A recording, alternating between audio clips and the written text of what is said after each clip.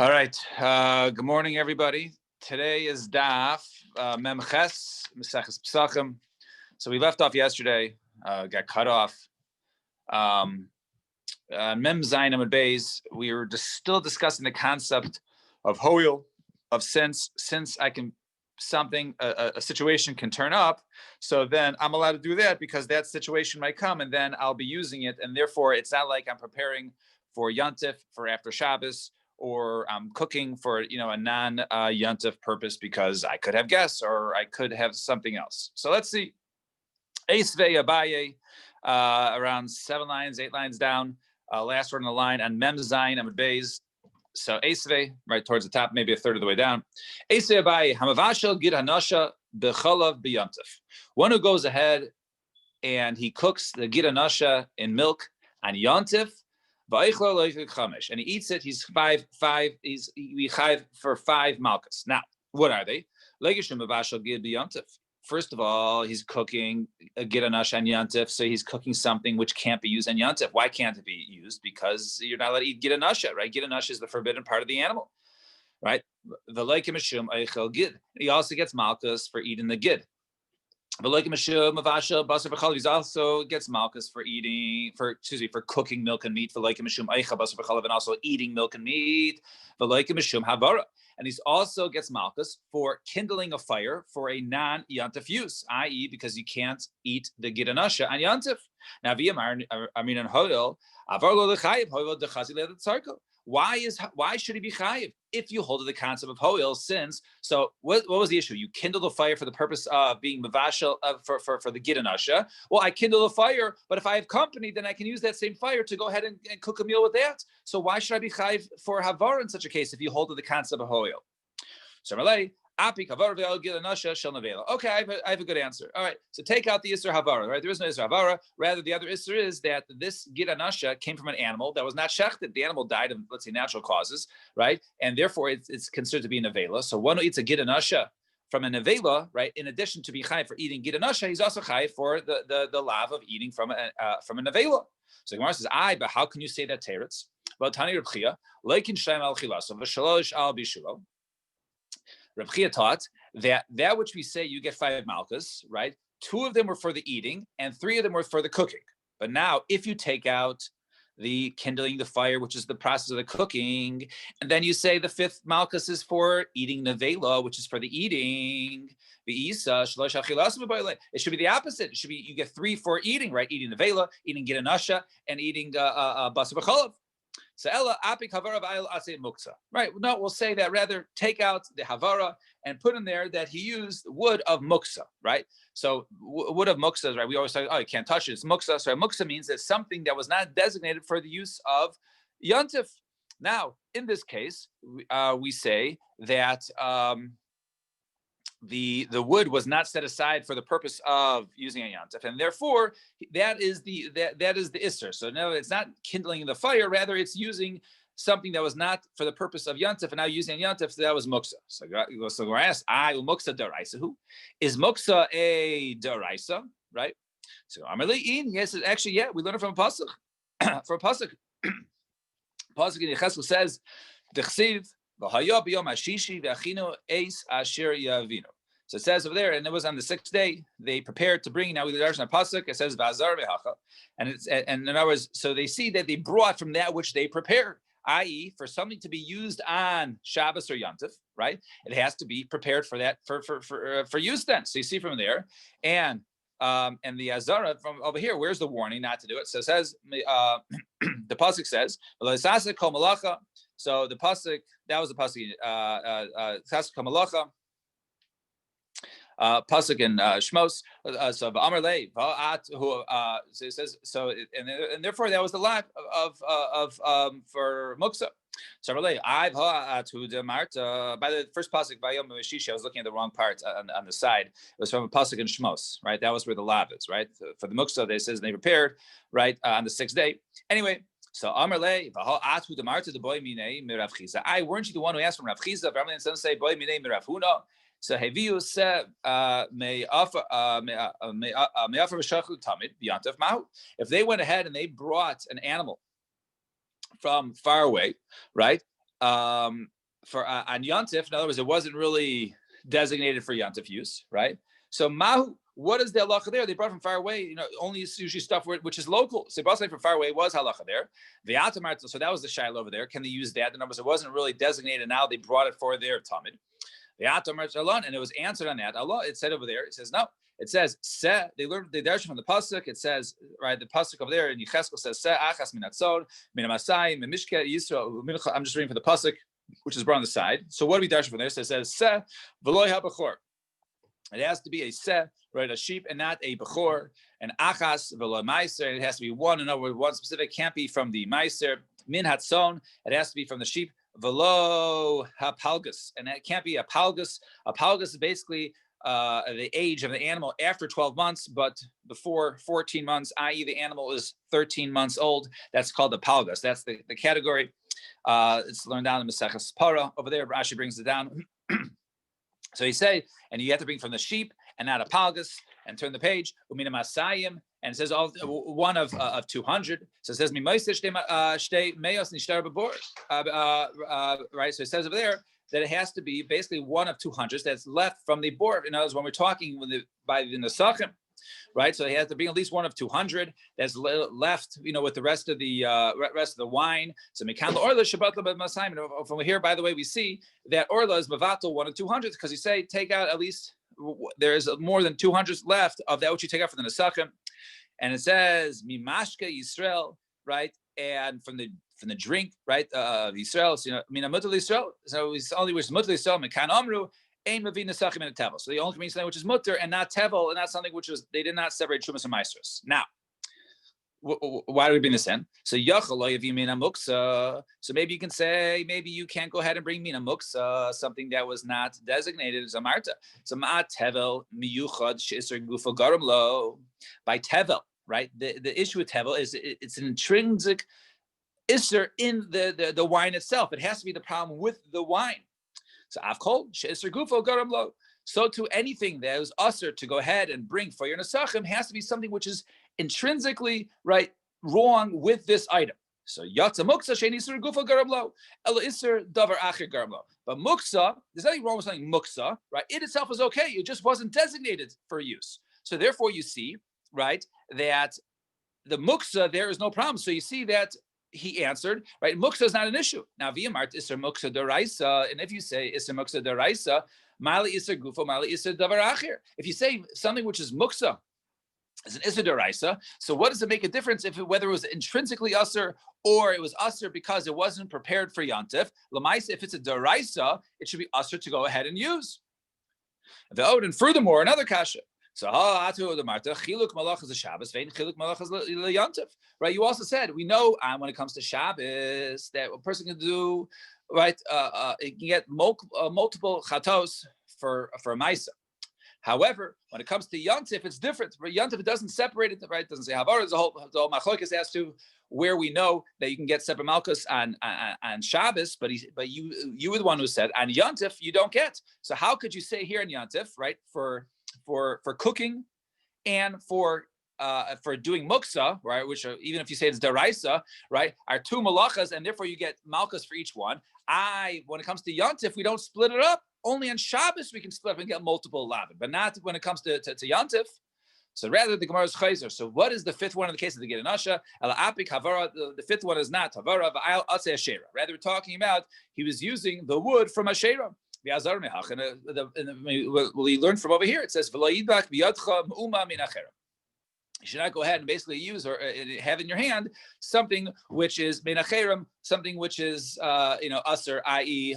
Wood that was used for Avodah Zarah or set aside for Avodah Zarah. So therefore, that was the fifth one. The fifth one wasn't anything to do with kindling a fire, which is a special yantif din. Rather, it had to do more with the fact that they use atzei asherah. So Amarle Rav Acha Berei Rav Lebai I've Nikol Nami Mishum V'Lei Savi Tova El Beisachel. Well, not just using that for a fire, but shouldn't you also be chai for a sixth one for the fact that you shouldn't go ahead and bring this toeva, this atzei asherah, the wood from the asherah tree, which is used for avodah zarah, into your house? So ella apik havara v'ayil atzei hektish. Rather, we're talking about the wood of hektish, right? No, that was the fifth one. Using wood of hektish. From over here, it says v'ashreyem tisrafum beish. Should go ahead and burn their asheras. You should not do this for Hashem. So we learn over there in that pasuk that just like asherah is usher to go ahead and use, so too is atzei hektish, and therefore that was the fifth one. It wasn't atzei asherah, rather atzei hektish. That was the fifth one, and therefore basically the point is that this is not a kasha on whether we're saying then muksa is deraisa or not. Fine. That's where I was supposed to stop yesterday. I get a little further, but that was the end of that sugya. Now, coming back, so if you recall, we had a Mishnah a couple blot ago. The Mishnah was talking about what does one do, right, in the bottom of Mem Vav from an Aleph. What does one do if he has challah, which is tameh, so you can't, and it's become chametz if you don't bake it.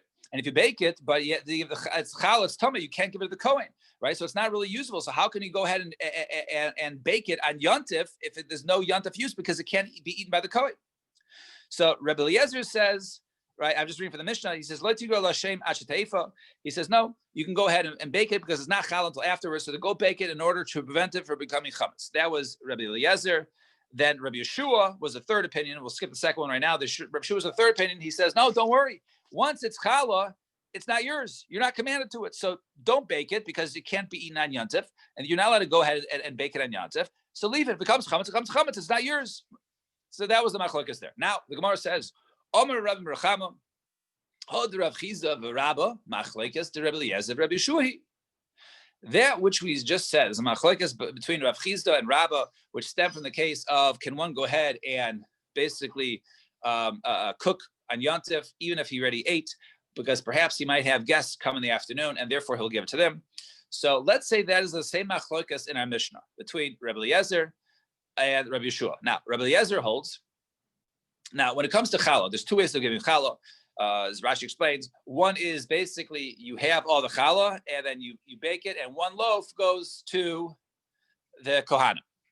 Another one is that you have each challah, and from each challah, right, you give a portion to the kohen. Now, it comes out that if you do it, right, if you give him a separate challah, it turns out that one challah, that in our case, because it's tameh, that one challah that you baked, right, which was supposed to go to the Kohen, but he can't eat it because it's tameh, right? So it turns out you're baking it on Yontif for no reason.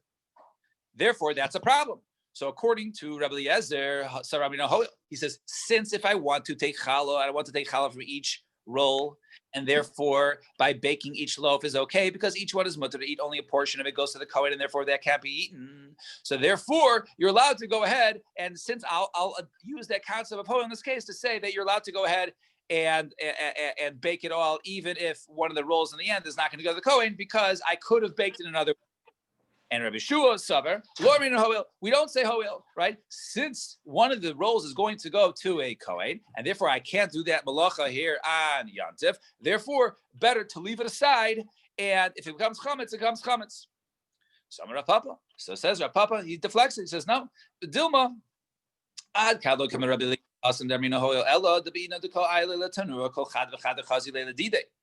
maybe over there in the case when Rebbe Eliezer says hoil, right? He would only say in a case where he potentially can go ahead and eat from. So maybe in our case, he would say, since in each one, I could potentially eat from each loaf, because if I want to, I can go ahead and take a portion of challah from each one. So therefore, each one is fit for me.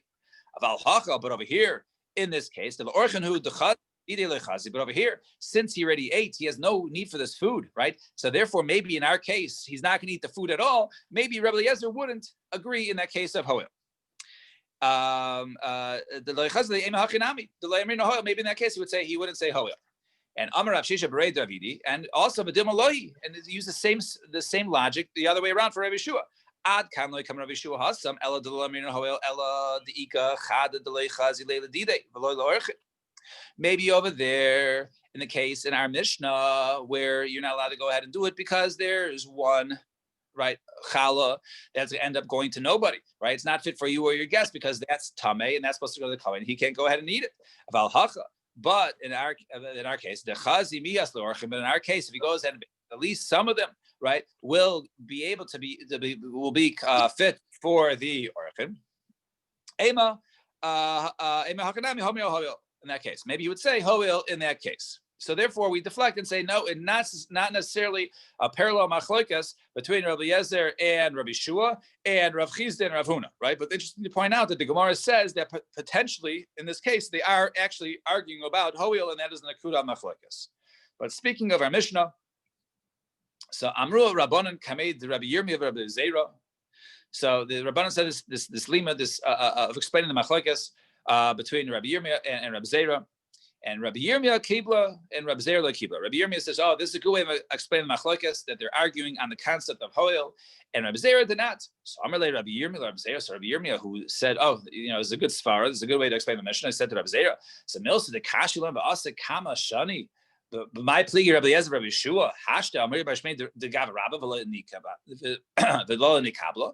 I understand. We had a problem with this for many years. We couldn't understand it, and now a Gav Rabba, such as Rabbi Rechama, comes and explains the machlokas in a way, and you're not going to go ahead and be makabel. Why you're not going to be makabel svara? So he said, Amarle. So he said, Heicha kable. How can I go ahead and be by makabel this svara? The Tanina, we learn in Brisa, Amarle Rabbi Shua. So he says, Amarle Rabbi Shua.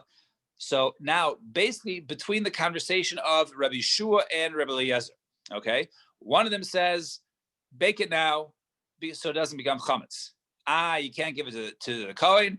Rabbi Eliezer says no big deal. It's fine because I could have baked every single one and just give him a portion from each one. And Rabbi Shua says no, don't bake it at all. Now, Amarle Rabbi Shua Devrecha Harehu Ayver Mishum Loisasa Kamalacha. According to one brisa, Rabbi Shua says to Rabbi Eliezer, how could you go ahead and bake it? You're baking a loaf of bread, which is supposed to go to the Kohen, which is tamei, which you can't go ahead and use it. How you violating Yontif? If it's shastikle, and he did not give him an answer. Now, if you're saying that the svar that we just said, le malay tama didi mishum hoil, just say, oh, how am I violating Yontif? The rule, we have a concept called hoil. Since if I wanted to go ahead and separate a portion from each loaf, therefore each loaf is fit for Yontif. So since he didn't answer that, it must be that the hoil was not the true nekuda hamachlokes. So he says, but that doesn't make sense. Well, the tamech, according to you, we have another brisa. Another brisa says, we have another brisa. We'll call this brisa number 2, okay, which says that how could you go ahead and not bake it?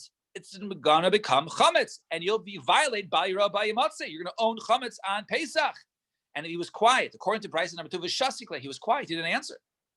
So hachinami. So you say delo haderle. You're saying over here that since there was no answer listed in that brisa, he didn't have an answer for him, right? Just like you said before, since it didn't say, oh, the reason is hoil, so therefore it must be that you don't say hoil. Over here, since he didn't answer, there's no answer. Look at our Mishnah that we did 2 days ago. The Tanan, the Mishnah says, Kol zehu chametz shemazarin.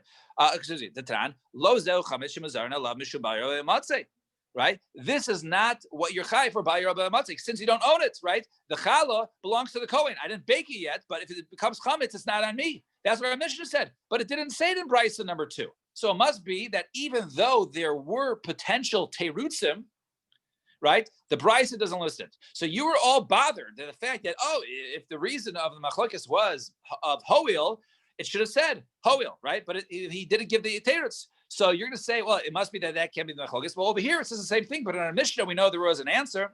And the brisa, and rather it must be that the brisa was quiet about it, but we had a Mishnah that said it. And hachinami, the case of Rabbi Eliezer, amor shasigle b'masis, that really there was a teretz, but it just explained it in another brisa, i.e., he could have answered that. Yeah, the reason is hoel. Fine. So Tanya, Rabbi Eliezer. The halacha is like Rabbi Eliezer, that you go ahead and you bake it and you worry about it afterwards in order to make chametz. Rabbi Yitzchak Amar halacha ben Meseira. Rabbi Yitzchak says the halacha is like ben Meseira, which was the second opinion of the Mishnah there, which says go ahead and put it in cold so it doesn't become it does not become chametz. Now, the kama shir isa, how much dough, right? It says, so how much dough does one use? So Rabbi Yishmael ben Osh, Rabbi Yechim ben Baruch Omer. You can go ahead and knead 2 kav of wheat with sarin shleisha kabin. But when it comes to barley, 3. Because if you have too much, right? Then it's going to start becoming, it's going to start leavening on its own because if it's way too much, you're not going to be able to knead everything. So when it comes to wheat, it's 2 kav, right? And when it comes to, and a kav is 24 beitzim, so basically 48. And when it comes to barley, it's even more, 72. And Rabbi Nassan beitzim. And Rabbi Nassan Aimer, Mishum Rabbi Eliezer, chiluf hadvarim. Switch it around. No. Wheat is 3 and barley is 2. I have a time to learn a brisa. Rabbi Yishmael ben Osher Rabbi Yecham Broka Omer bechitin shloisha kavin v'sa'arin arba kavin. It's not 2 and 3. Rather, it's 3 kav by wheat and 4. So like kasha, no, that's not a kasha. Ha b'chasit, ha b'chasitcha, ha b'mal yosa. If it's not very fine flour, then it doesn't rise as quickly, and therefore you can use 3 kav. But when it comes to very fine flour, then only 2 kav. And Amar Rav Papa says, Rav Papa also, Shvamino, Girin Chitin Chasika Michitim Al Yosa Tfei, B'Girin Sari Chasika Misari Mal Yosa. Right? When the difference between wheat, right, fine wheat and poor wheat, is greater than the difference of fine barley and poor barley. Why? Dilu Hasam Tilsa V'Hacharavia. Because when it comes to wheat, the ratio it went from 2 to 3, right? Which is basically, it was an increase of 50%, right? But, or a third, afterwards, right? Because it's, 2 to 3. But when it comes to barley, it goes from 3 to 4, which is a smaller percentage. So therefore, there's a greater change in wheat between fine wheat and poor wheat versus fine barley and poor barley. Fine. Bottom line. Omer Rav says Rav Kava Milugna, which is a place Lepischa v'chein l'chala. So they used a kav in Milugna on Pesach. That was the amount that they would go ahead and knead up to a kav. And also there's halacha for challah, right? If one goes ahead and is kneading at least a kav, then he's chayiv in challah. I thought tonight we're going to Mishnah. Turn the page. Chameshes Ravim Kemach V'ot, right? There are 5 Ravim, 5 quarters, 1 1/4. Kemach for a flour, V'ot, and a little more. The Chayvin V'chala. That is Chay for Chala. So you just said 1 kav, you're Chay for Chala. And over here it seems to say 1 1/4 plus you're Chay for Chala. So which one is this? Achi Kamar Kaba Milugnai Nami Ahai Shir Kai. Right? The basically the kav of Milugnai, right, over there is basically equal to 1 1/4 of kav. So notice, I guess their shirim were a little bit larger. And Amar Rav Yosef Hani Nashi Dida no Lamifa Kafiza Lepischa. Right? So the women, they used to go ahead and they would make 1 kafiza, which is less than a kav. Right? For Pesach, only do basically 3/4 of a kav at a time. Right? They wouldn't do more. They wouldn't do up to a kav, and still they wouldn't do more. They all do 3/4. So they buy my dice. I understand. You want to be machmer because you don't want it to become chametz. So chumah does the kulu to call mafke de mechala. Well, this now a chumah. This comes a kula because now basically, since you're so scared of chametz, but on the other hand, you're not chayv chala. So just because you're being machmer by Pesach, you're being mekel when it comes to being hafrashas chala. So relay. The Avdan Rabbi Eliezer. No, the Holy Rabbi Eliezer, which is what? The Tan, Rabbi Eliezer, Aimer, Harayda V'Naisi in the Sal, Hasal Mitzap in the Challah. That if one goes ahead and he bakes challahs separately, right? When they take out of the oven and then they put it in the basket is basically mitzaref them. So even though you have half a kav here, or let's say 3/4 of a kav here and 3/4 of a kav here, you put in a basket 1 1/2 kav. Now the basket basically considers it like you baked them all together, and therefore you're chayav for hafashas challah. And Rav Yehuda Mashmul, halach Rabbi Eliezer, the halach is like Rabbi Eliezer in that case. That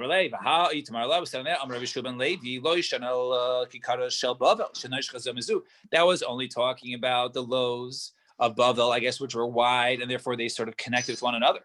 If they're very thin and they don't touch, and therefore but they're thin, they don't touch, therefore the basket would not be mitzaref them.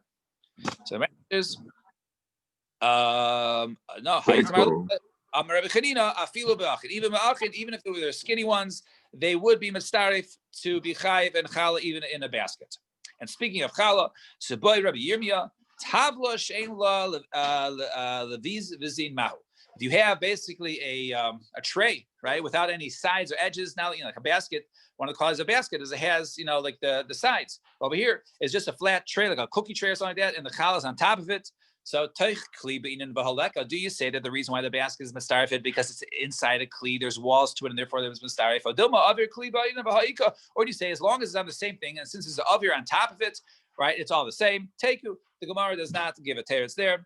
And Tanya, Rebbe Eliezer Reimer, Hasal Mitzarfin, as we said earlier, a basket combines it. Rebbe Shua Omer, Tonu Mitzarfin, no, putting it in the oven that combines it. And Hashem Gamel Omer, Kikaras, Shel Bavel, Neishchos, Zamizu Mitzarfas, right? If they were the loaves of Bavel, which are wider, and therefore they sort of connect and touch, right? They touch one another. Therefore, those are considered to be combined, even if they weren't in the same basket. Fine. Nai Mishnah. Mishnah says, Rabbi Gamliel, Omer, Shalosh Nashim Lashes Ka'achas V'Eifos B'Toner Echad Ze B'Toner Echad Ze Acher Ze. Right. So we have the women. Let's say three women. There's going to be three parts we're going to see. There's going to be the kneading. There's going to be the shaping, and there's going to be the baking. So all three can do it at the same time. They all start to go ahead and they knead.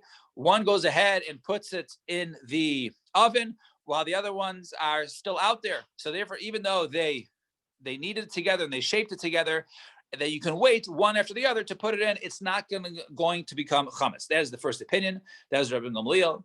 Chamimim, no, shalosh nashim oiskos bebetzek ka'achas. Right? No. He says different. He says that's too much time because you can't all knead at the same time and then just use the oven, right, and wait for one or the other. It's become chametz. Rather, they all go ahead and they do it basically simultaneously, like in a circle, as the Mishnah will say and the Gemara will explain. So what it means? Achas lasha v'achas arechas v'achas oifa. Right? There's always going to be a constant. One is going to be with hers baking with it in the oven, the other one's going to be shaping, and the other one's going to be kneading, right? And then the one who finishes baking, then she starts kneading her next roll. The one who is shaping, she puts her challah in the oven, and the one who is kneading now begins to shape her challah. Rabbi Kiva Omer, lo kol anashim, lo kol ha'etzim, lo kol ha'turim shavim. So he says, no, you can't make a general rule. All right, not some women knead faster than others. All right, all of a sudden the wood is different, the heat of the ovens are different. All right, therefore it bakes faster. Rather, zaklal tafach taltush b'tzayin. Right over there, that if once it starts beginning to start to rise, then the way to stop it is you should go ahead and basically put cold water on your hands, and that will keep the challah from rising. So let's see the Gemara. Tara baran lisha hi mekatefes v'chaverta lasha dachta mekatefes he. All right, so we say over there, and he ofa. So basically, as we explained earlier, right? So the one who first she needs, right, and then she goes ahead and she starts to shape her challah, and then her friend, right, who is waiting for her to finish kneading, then begins to go ahead and knead right after the other one starts shaping. Then the one who is just shaping, i.e., the first one, she goes ahead and puts hers in the oven. And then the one who was kneading before now begins to shape her challah. Then the third one begins to go ahead and knead. Now, once the one who was baking was finished, she takes it out of the oven. Then she begins to knead the next roll for her. And the one who was just shaping before, she goes ahead and puts hers in the oven. And the third one, the one who started last, who was kneading, and now begins to shape. And it goes around in a circle. So each one, there's like 3 stations, right? And each station basically takes around the same amount of time, and therefore they just take turns, and therefore no one is ever sort of standing idly by. And excuse me. And as long as she's dealing with the dough, it will not. Thank you. It will not become chametz. Rabbi Kiva Rabbi Kiva says, no. All women, you can't make a rule for a woman. Each one's different. So Tanya, we learn in Bryce, Amar Rabbi Kiva, Danti lifnei Rabbi Gamliel. So I asked before Rabbi Gamliel, Yavdeinu Rabbeinu, Benashim zrizus, or Benashim shein zrizus? Our Mishnah, are we talking about women who work fast, who don't work fast, beitzim lachim, beitzim yiveshim, b'tanor cham, b'tanor atzayin, or is the wood very good firewood, or is it a very hot oven or a cold oven? Like, which one is it? Which standard are we doing? Summerly, it says, right? We only have one rule. We can't make a standard rule for the women. Rather, the rule is if it starts to go ahead and begin to rise, then have, they should have, their hands should go in cold water, and therefore then they should, work the dough with that, and therefore will prevent it from becoming chametz.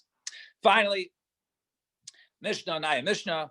Now, this is not seor. This is right. This is something called siur. Siur is similar to seor, is like sourdough. This is siur. Siur is basically, it's sort of like it begins to it's white. We'll soon see, and it starts to crack. And it's a shaila of what is the status of siur. So siur yisarif, you should go ahead and burn it. I.e., it's basically like chametz. However, ba'eichlo pater, one who goes ahead and eats it, siur is pater. This is not actual chametz midoraisa, and therefore he's pater from kares. However, siduk, if it's already siduk, which is the next step, all right, we'll soon explain the different steps, yisarif, that has to be burnt, not right. In addition, the one who eats it is chayiv kares. So both of them you have to burn, but according to the first opinion, as we'll soon see, the machlokes, the seer, you're pater from kares, but the siduk, the cracked ones, right? Because first we'll see they turn white, and then after they turn white, they start to crack. Once the cracks in, that shows a sign that they're already leavened, and therefore one who eats it is chayiv kares. So eza seer, what's seer? Ke karne chagav, like the antennas of chagavim, of locusts or grasshoppers, right? Little thin cracks, right? And siduk. Once the cracks start to connect to one another, right, larger cracks, those are the crack ones, the ones you're chayiv for. Divi Rabbi Yehuda. This is all the opinion of Rabbi Yehuda. Chachamim say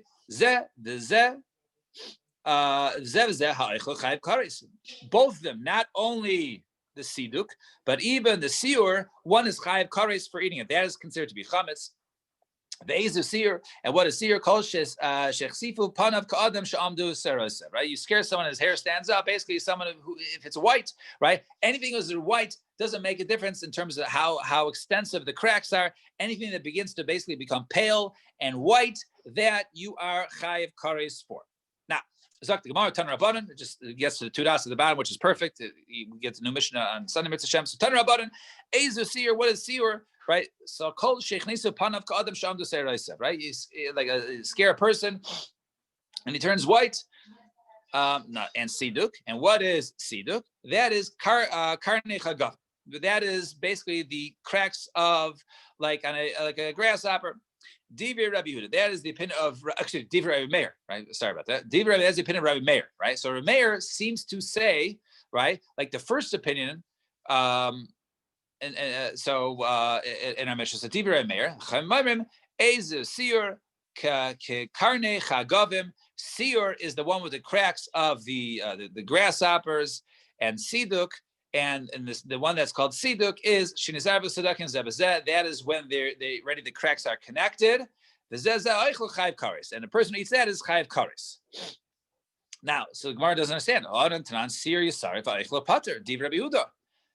The description that we had in our Mishnah of the first one was basically, right, antennas of grasshoppers and cracks connecting, all right? And that was the Chachamim here, okay? And that was Rabbi Yehuda in our Mishnah. Rabbi Yehuda in our Mishnah said, siur, you're still pater, right? You're not chayiv kares.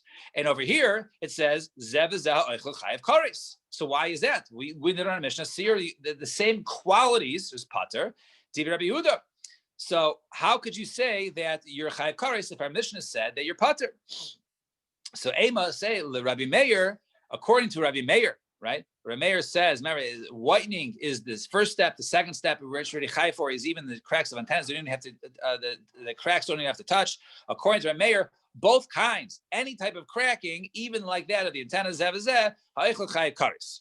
And I'm a Rav, my time there, Meir, what's the reason for Meir? He